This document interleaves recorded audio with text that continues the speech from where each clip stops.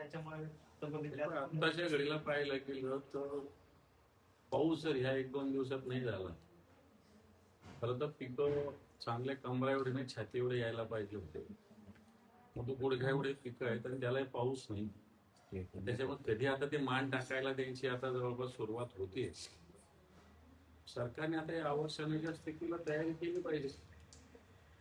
शेतकऱ्यांचं ज्या पद्धतीने आपल्या मराठवाड्यात असो महाराष्ट्रात असो आत्महत्येचं प्रमाण वाढलं, अशी स्थिती झाली तर मला असं वाटतं शेतकऱ्यांनी करायचं काय हा प्रश्न राहणारच आहे. 2.5 वर्षानंतर मुंबई महानगरपालिकेवर शिंदेचा महापौर बसणार. 2.5 वर्षानंतर महापौर पदासाठी 6.25 वर्षाला फॉर्म्युला पालिकेच्या निकालानंतर समन्वय समितीच्या बैठकीत शिवसेना शब्द दिला होता सूत्राची माहिती आहे. त्यानंतर पुन्हा 6 वर्ष भाजपाने. असं काय होणार नाही, या सगळ्या गोष्टी मित्र काही नाही. असं काय होणार नाही. भाजपचे 85-86 लोक आहेत, त्यांची 10-20 असं कोणी देणार थोडी. ते झालं एकदा मुख्यमंत्री कमी संख्या असताना भाजपला गरज होती, आता काही असं काय होणार नाही. परिवहन मंत्री प्रताप सरनाईक यांनी मराठी सक्तीचा निर्णय घेतला परीक्षेत आला त्यांच्या बाबतीत.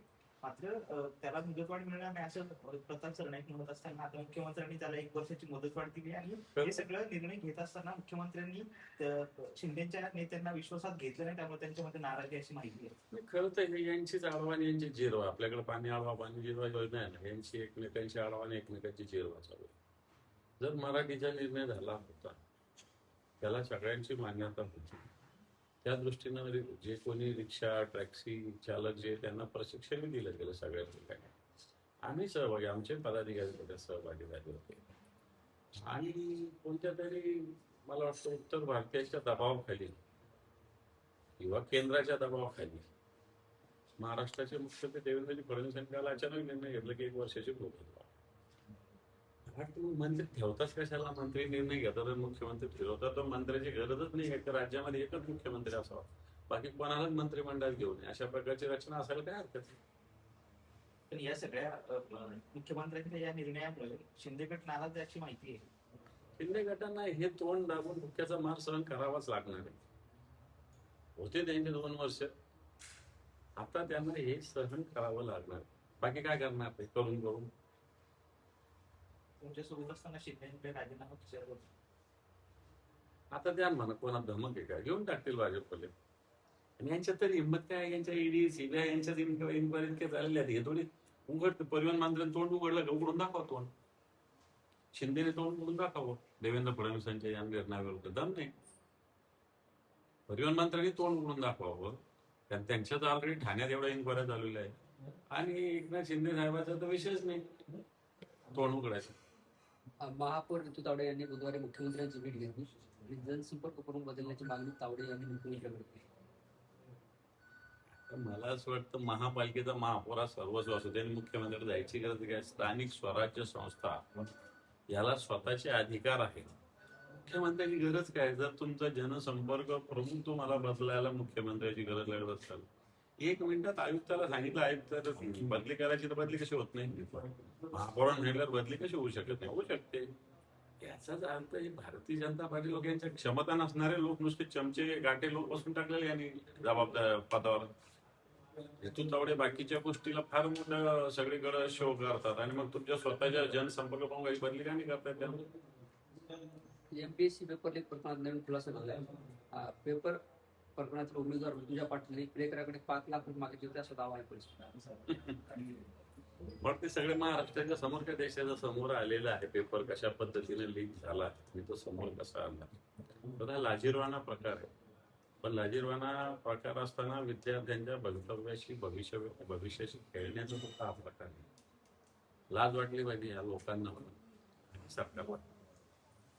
दिशा साहित्य प्रकरणामध्ये मुंबई उच्च न्यायालयाने तीव्र नाराजी व्यक्त केली. वडिलांनी लैंगिक अत्याचार त्यांचा संशय व्यक्त केला असताना पोलिसांनी थेट एफआयआर नोंदून तपास का केला नाही? केवळ सीआरपीएस 144 अंतर्गत मर्यादित चौकशी का करत बसला, असा थेट सवाल सर्वोच्च न्यायालयामध्ये केला असेल. ते पोलिसांचा विषय आहे, पोलिसांनी का केलं नाही.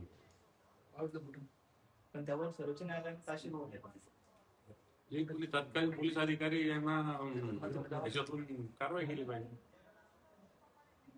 उद्यापासून मनोज जरांगे पाटील घोषणाला बसणार आहे. सरकारकडून कुठलाच प्रतिसाद मिळत नाही असं त्यांचं म्हणणं आहे. खरं तर ज्या विषयावर मागच्या वर्षी त्यांनी आंदोलन केलं होतं याच दिवशी सुरू केलं होतं माझ्या माहितीप्रमाणे.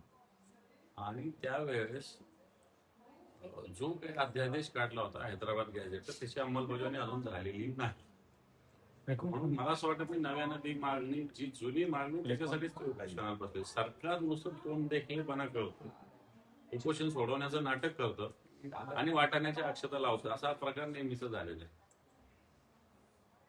नेपाळमध्ये अनेक भाषातले नागरिक अडकले आहेत. त्यांना तिथे मदतीची अपेक्षा आहे. करतात, सरकार त्या बाबतीत काम करते. हे काम तर सरकारच करू शकतं, बाकी थोडी कोणी करू शकतं. मला असं वाटतं आपलं सरकार त्या बाबतीत पावलं उचलतंय, केंद्र असेल, राज्य असेल. परंतु या जे हिंदुस्थानातून गेलेले लोक आहे, महाराष्ट्रातून गेलेले लोक आहे, यांचा ताबडतोब ठाव ठिकाणा लागला पाहिजे. तिथं आपली एक टीम पाठवली पाहिजे, शोध पथक पाठवलं पाहिजे. आणि मला वाटतं जे जे आपले भारतीय नागरिक आहे, महाराष्ट्रीयन नागरिक आहे, त्यांचा शोध लवकर घेतला पाहिजे. असं सरकारने तीव्र कडक पावलं उचलण्याची आवश्यकता आहे. मराठीच्या मुद्द्यावरून भाजपचे प्रवक्ते नवनाथ पण म्हणाले की महाराष्ट्रात मराठीचा आग्रह भाजपने धरलाय, उबाटाच्या पोटात का धुतलंय, आकाली दराची चिंता सोडून स्वतःच्या पक्ष वाचवा, असं नवनाथ पण म्हणतात. काय बनवर काय बोलायचं, बनवर काय बोलायचं असं.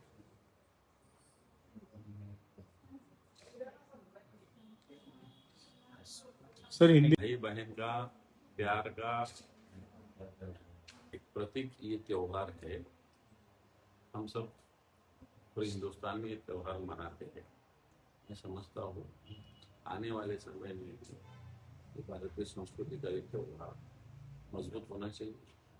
लेकिन समाज में भाई बहन का प्यार ये समय में, अभी के समय में मैं समझता हूँ इसमें जो कुछ स्वार्थ बनक रहा है, समझता हूँ कि इसके चलते हुए रक्षाबंधन एक त्योहार करना चाहिए. बिहार में एक 6 साल के छोटे लड़के पे विद्यार्थियों के आंदोलन में वो शामिल था, तो उसके ऊपर एफआईआर उसको गिरफ्तार भी किया गया. उसका आरोप है कि उसके पेरेंट्स को पुलिस स्टेशन में मारा गया. 6 साल का बच्चा है, आदित्य नाम का. बीजेपी की सरकार है, पहले जंतर मंतर पर बैलेट चला है, अभी 6 साल के लड़कियों पे अन्याय किया है, अभी 6 साल के बच्चों को तुम जेल ले गए. ये कौन सी सरकार है? बीजेपी के सरकार 6 साल के बच्चों को लेके जा रहे. 6 साल के बच्चों ने एक आधा कुछ किया होगा तो उसके माँ बाप को तुम तकलीफ दे रहे. तो ये हुकुमशाही है, ये पूरी, ये डेमोक्रेसी रही नहीं. अरे बिहार में तो जंगल राज शुरू हुआ. महाराष्ट्र में एसआईआर में 2 करोड़ मतदाताओं के नाम कटने की कगार पे है. क्या कहेंगे आप? मैं समझता हूँ इसमें जनता ने भी अलर्ट रहने की जरूरत. कटने की कतार में है ये सही है, लेकिन कोई आदमी गया तो उसको थोड़ी रोका है. लोगों ने भी इसके लिए सहकार्य करने की जरूरत है. लेकिन इलेक्शन कमीशन कुछ हेतु से अगर काम कर रहा होगा, कोई वोटर को जानबूझ के उसका नाम कट करने का ये प्रयास अगर इलेक्शन कमीशन कर रहा है, तो इसके लिए मैं समझता हूँ ये गलत है. इसके रोकने के लिए हम कदम उठाएंगे. देवेंद्र फडणवीस ने मराठी सक्ती पर, जैसे ऑटो चालकों के लिए मराठी सक्ती पर 1 साल का समय दिया है मराठी सीखने के लिए. मैं समझता हूँ ये निर्णय अभी इन्होंने रख दिया ऐसा दिख रहा है. 1 साल का है, यानी कल 1 साल के बाद और 1 साल बढ़ सकता.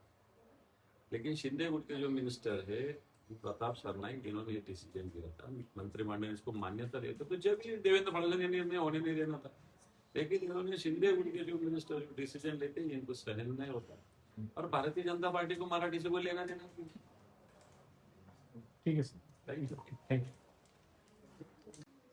खरं तर आजचा सण हा भावा बहिणीच्या विठ्ठल प्रेमाचा आहे. आता काही लोकांनी लाडक्या बहिणी म्हणून आणि लाडके भाऊ स्वतःला होर्डिंग लावून आणि पोस्टर लावून काही भाऊ व्हायला लागलेले. पण मला असं वाटतं भगिनीच्या मनात भाऊ असला पाहिजे. पण आत्ताच्या घडीला जर समाजात ओव्हरऑल पॉलिटिकल जर बघितलं, बहिणी त्रस्त आहे, महागाईने त्रस्त आहे. साखर कुठे गेली, कोणता भाव झाला, काय कुठल्या कुठे गेली. 91 लाख मागच्या 2 वर्षापूर्वी खूप लाडक्या बहिणी म्हटल्या, त्यातल्या 91 लाख बहिणी काढल्या. प्रत्येक बहिणींचे शेतकऱ्यांच्या आत्महत्येच्या रूपाने कुंकू पुसले गेले. म्हणून मला असं वाटतं राजकीय दृष्ट्या जर बघितली तर बहिणीचा नुसता देखावा सुद्धा काही ठिकाणी केला जातो. भाऊ म्हणून घ्यायला बऱ्याच लोकांना जाहिराती कराव्या लागतात, अशी सुद्धा स्थिती आहे. पण वाटतं ज्या बहिणीच्या मनातच भाऊ असला पाहिजे, फक्त होर्डिंग लावून किंवा पोस्टर लावून कोणी भाऊ होऊ शकत नाही. ही ही जी लाडक्या बहिणीच्या माध्यमातून सरकारने ज्या पद्धतीने जाहिरातबाजी केली आणि आता महिलांना निराशा मिळते, तर या सगळ्याच्यावर बहिणीने पण आत्मचिंतन, सरकारने पण आत्मचिंतन करणं. कसं कोणती नैतिकता शिल्लकच नाही ना. नैतिकता शिल्लक असतं तर शिल्लक असतं तर आत्मचिंतन केलं असतं. परंतु वेळ काढून न्यायची, फक्त मतं मिळवायचे आणि नंतर महिलेनं वागावर सोडायचं, असा हा प्रकार आहे. मग ती कशी जगते, महागाईनं त्रस्त